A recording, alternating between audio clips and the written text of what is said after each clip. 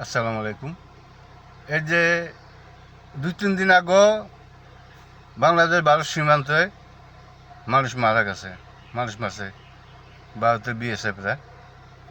এখন কথা হইল, আমাদের বাংলাদেশের যে বর্ডার গার্ড আছে, এগো কাছে যে রাইফেল দেওয়া হয়েছে, এই রাইফেল কি এগো খালি বোঝাবার জন্য দেওয়া হয়েছে না কোনো কাজে লাগানোর জন্য দেওয়া হয়েছে? তো ভারতের বিএসএফরা যদি এগো লোক নির্ভয়ে এইভাবে মারতে পারে, তা এরা কি করে? এরা তো ভারতের কেউ টানিয়ে এনে মারতে পারে, নয়তো এরা সোজা হইব না। প্রতিবাদ না করলে তো এরা শিক্ষা পাইব না, কারণ ওরা তো মানুষ সম্পর্ক রাখার মতো জাতি না। ওরা তো একটা অসভ্য জাতি।